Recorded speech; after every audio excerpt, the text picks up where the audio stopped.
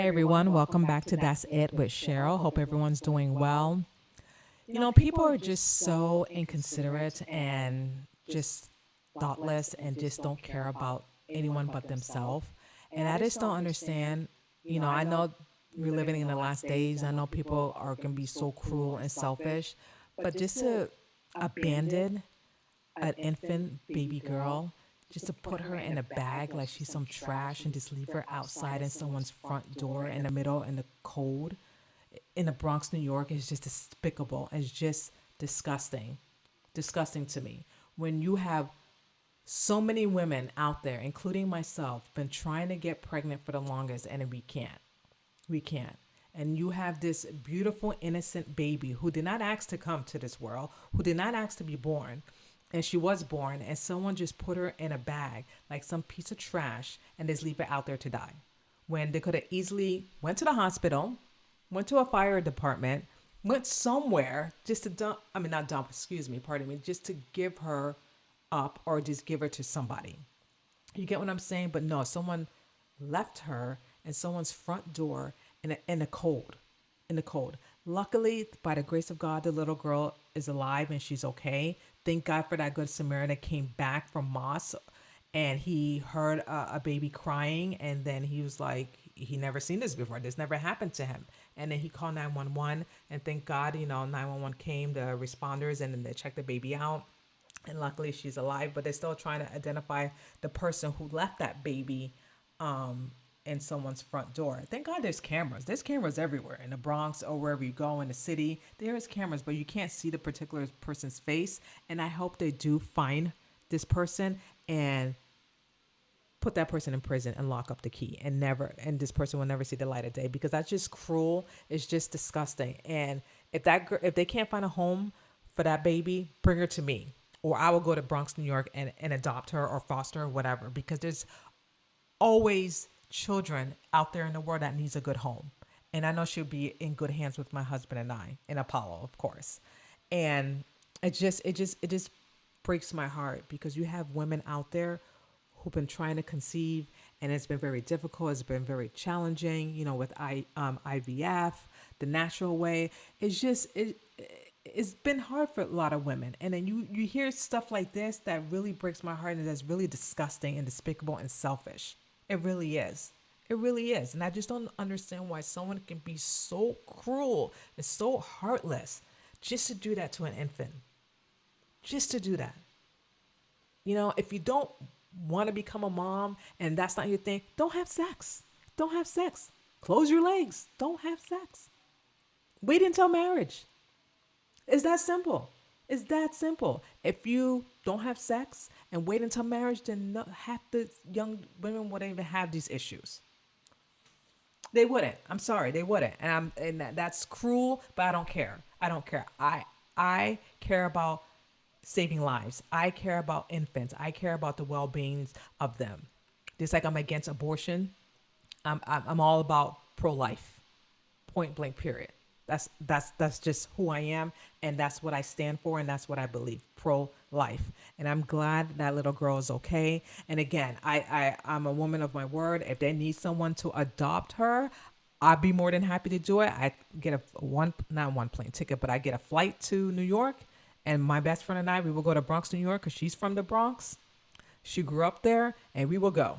We will go. I start the paperwork and everything. I don't know how that works, but I definitely will take her home with me because she is precious. She's a God. She's a gift from God.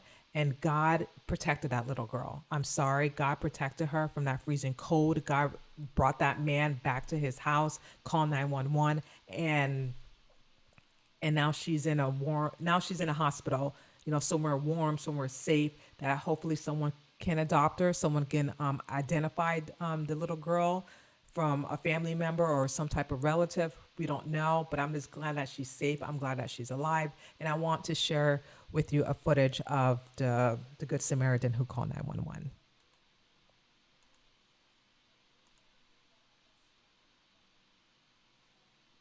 Here we go.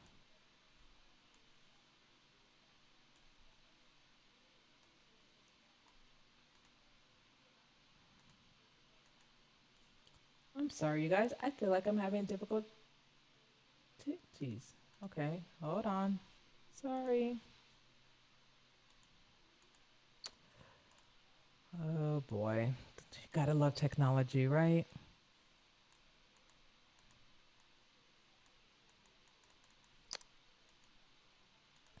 And I don't understand why it's not playing. I do apologize, you guys.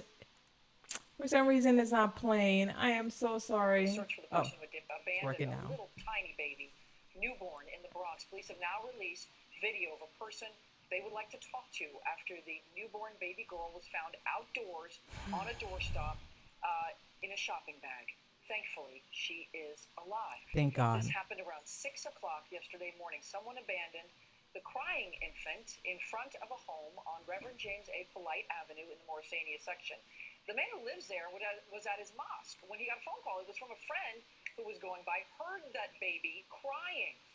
The man ran home, where he found the baby wrapped in a blanket in the bag. I called 911. He was called. I took the baby inside.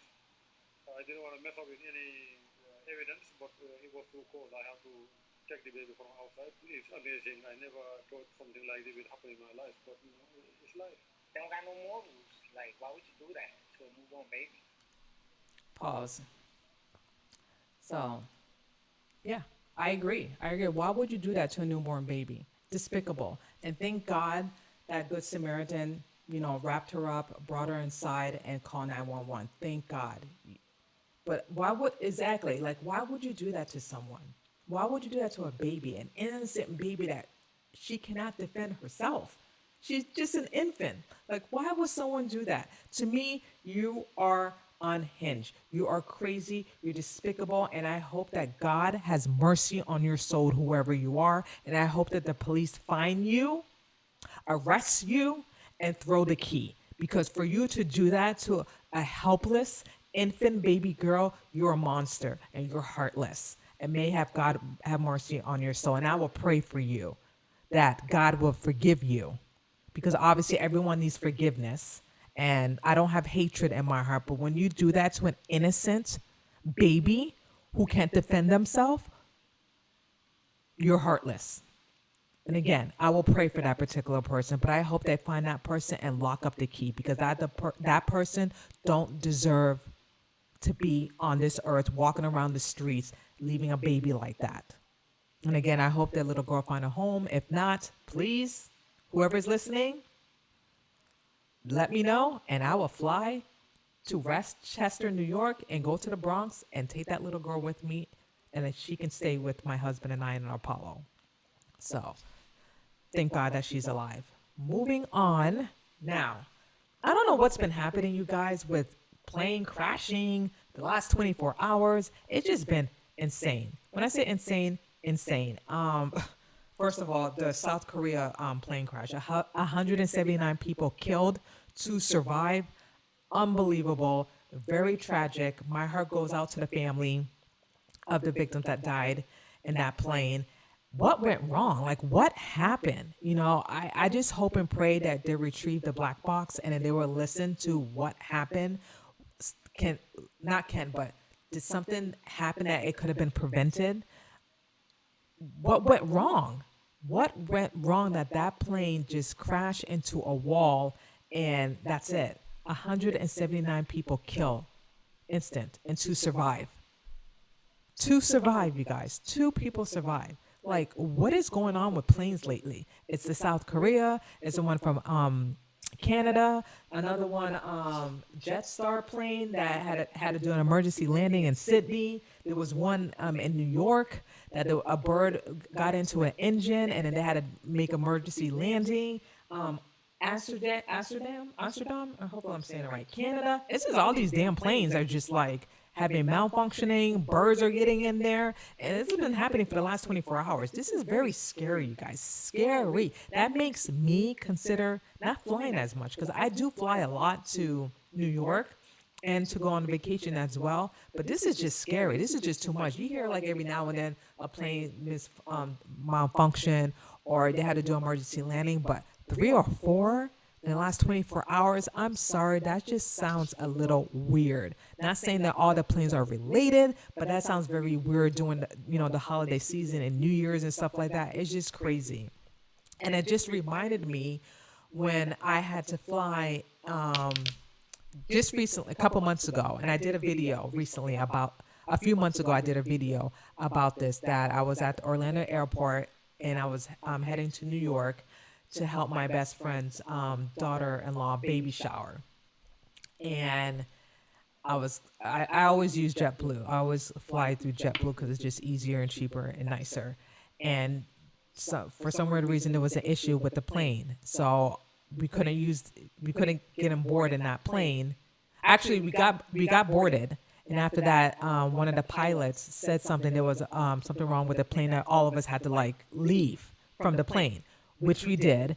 And a lot of passengers were upset and annoyed, which I totally get, because if you've been in the airport for a long period of time and then you want to get to your destination, plus it's getting late, I get it. I get the frustration. I get the stress. Believe me, I fly so much, so I completely get it. However, if that's not a sign from God, I don't know what is. And I said it. I said it to the people, and I said it in my video. God prevented that, okay? God prevented something from happening if we would have took off, okay? He did. So I told people, don't get upset. There's another plane, stand by, and then we're going to get on another plane. At least the other plane, it's ready to go, and it's good, to the point that there's no issues, there's no maintenance problems or anything compared to the plane that we were going to get into that they had maintenance problems. So just imagine we would have took off, I wouldn't even be here. Some of the people that I spoke to, they wouldn't be here.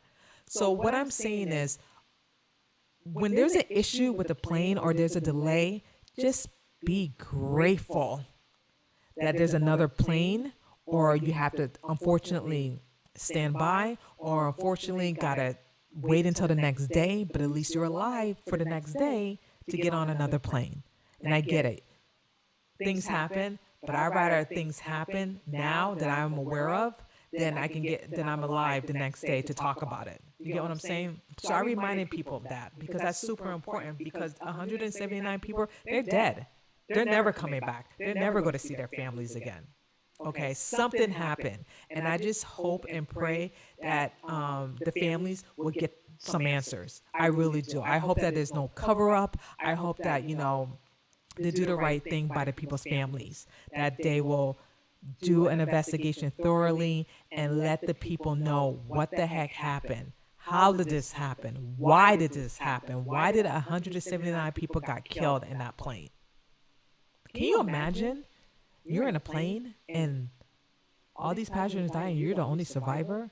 That's just crazy, you guys. I'm sorry, that's just crazy. That's just weird. It just reminds me of one of the movies that I've seen, like Lost. I don't know if you've seen Lost. That's a very good show, but I know it's not like that, but it's just weird. Or there's another movie, another series that they were in a plane and then they disappeared and then they came back, but everyone was all grown and move forward with their life, and then they were just stuck there. I can't remember the show, but it's in the top. Manifest. Yes, there you go. Manifest, which is such a good show. I highly recommend it. You watch it. I believe it's on Netflix still. I'm not 100% sure, but yes, Manifest. It just reminds me of that with all the plane crashes and stuff like that, but I know it's not the same.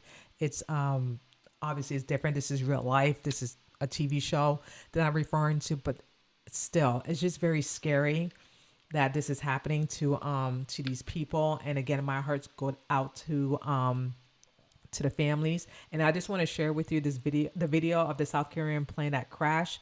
Warning: the graphic context is very viewer discretion advised. That's all I can say. Viewer discretion advised. So just please don't let your kids watch this, because it can be a lot. It can be a lot. So here we go. Let's see. Don't need this. Let's see if I can find it. Hold on, you guys. I'm so sorry.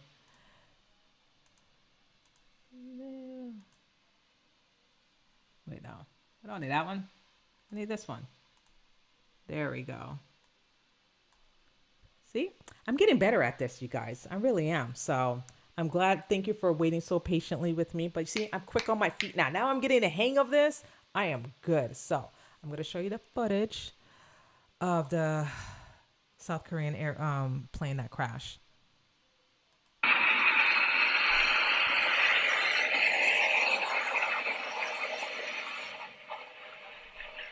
Pause.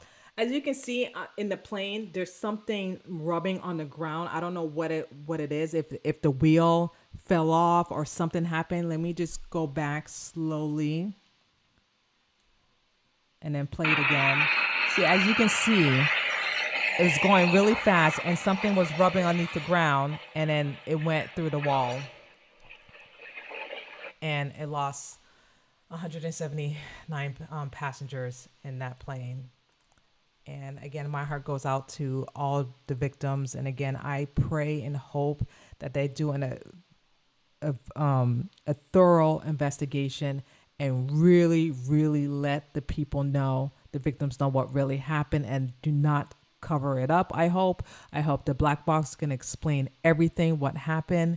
And again, my heart goes out to them, and it's just really scary. So anyone that's traveling, please stay safe, be careful. Thank you so much for watching. If you really love this, but if you really like this video, please like, subscribe, share. Let me know your thoughts in regards of this video. And I really appreciate all of you taking the time and listening to That's It with Cheryl. And I will see you guys next time. Bye.